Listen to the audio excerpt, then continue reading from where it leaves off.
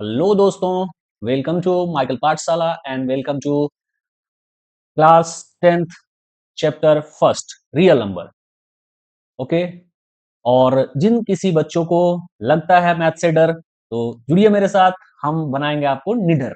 Okay, so just start from here. First chapter में हमारा जो क्लास 10th का रियल नंबर है उससे हम लोग आज शुरू करेंगे।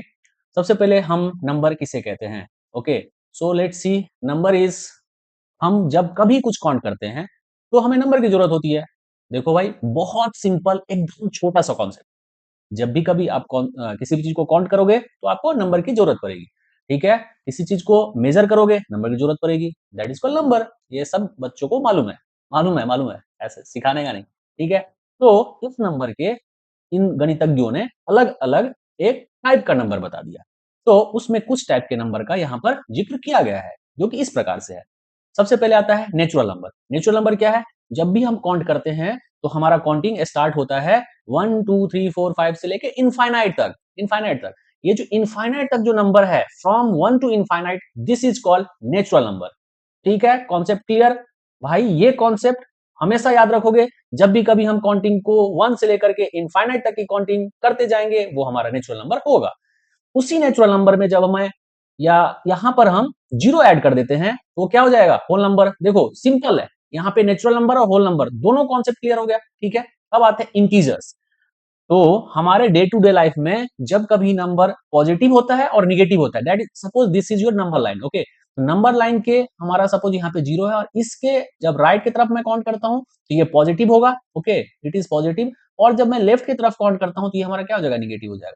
ठीक है, तो ये जो टोटल जो हमारा ये ऐसे एक कॉम्बिनेशन बना, plus and minus, from minus infinity two plus infinity including zero, that is called integers. Simple. Okay, let's see another one. Another one क्या है? हमारा रेशनल नंबर है। देखो जब भी कभी कोई आप नंबर लिखते हो उसको पी बाई क्यू के फॉर्म में लिखा जाए, जैसे हम यहाँ पे 4 लिखे।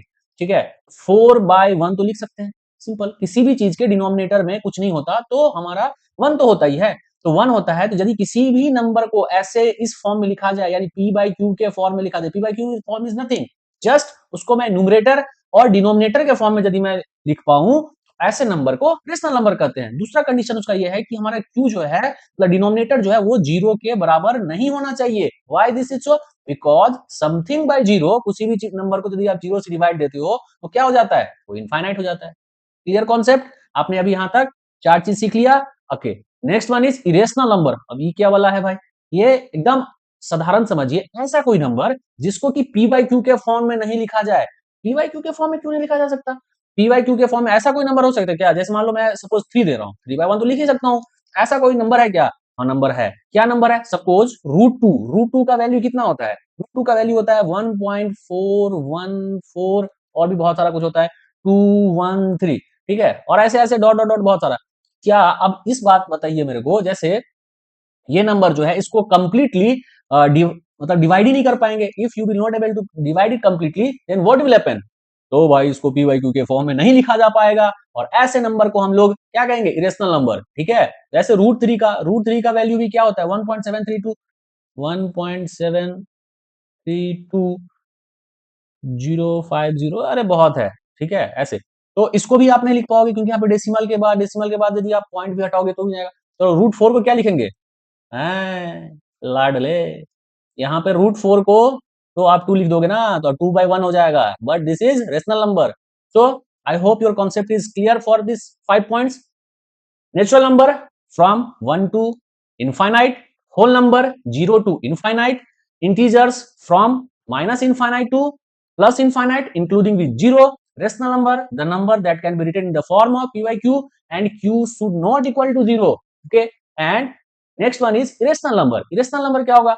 ऐसा नंबर जिसको कि पी बाई क्यू के फॉर्म में नहीं लिख पाए, और उसके जो है जो उसका रूट में जो नंबर होगा, ऐसे नंबर को हम लोग इरेशनल नंबर कहते हैं। ओके, नेक्स्ट नेक्स्ट आते हैं हम लोग रियल नंबर। रियल नंबर क्या होता है भाई? रियल नंबर कुछ नहीं है, real number is just the combination of this rational number and irrational number. Irrational number और रेशनल नंबर को, अभी आपने रेशनल और रेशनल समझ गया ना, पी बाई क्यू के फॉर्म में जिसे लिखा जाए वो हमारा रेशनल नंबर है।